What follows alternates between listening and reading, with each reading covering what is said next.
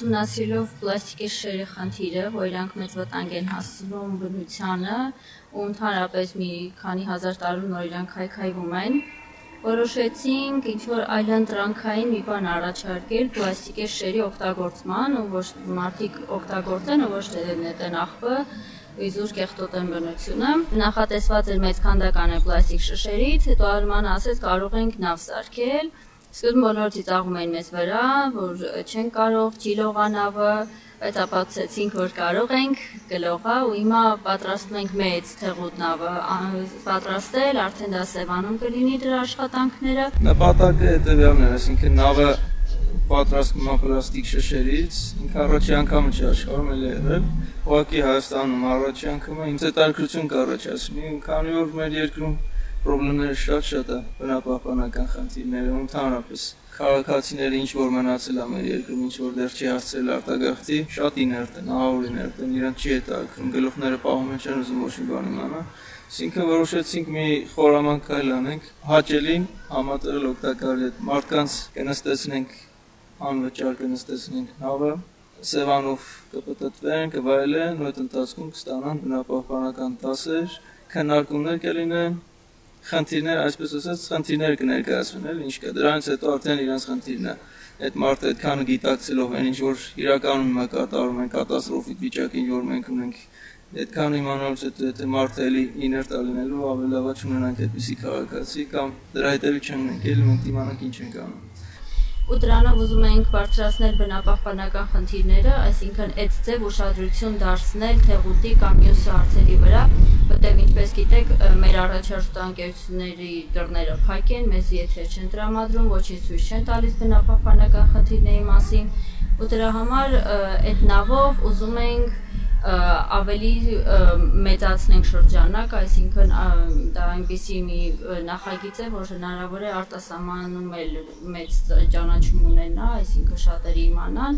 ու այդ ձև արդեն կբարձրացնենք թեղուտի հարցը, ու ոչ միայն թեղուտի մնացած բոլոր այդ էկո բնապահպանական հարցերը։ Քանդակ էր նախատեսված հենց այգում անելու, ինքը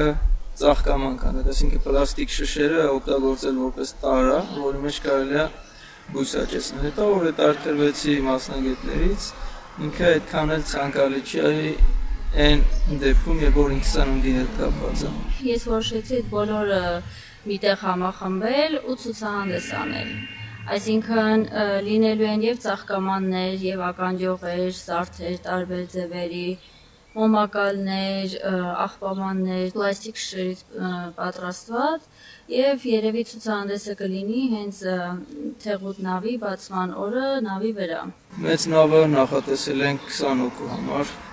մինիմում, միջինը 20 հոգու համար, հաշվարկները նախագծեր ամեն ինչ արված է։ Ինքը նախատեսում է օգոստոսի 15-ից 18 հատվածում արդեն եղած է պատրաստել ու գնալ Սևանի ափի, կառուցել նավը, մոտ 5-6 օրում ինքը ոտքի վրա կլինի նավը։ Տարբերությունը փոքր նավակի ինքը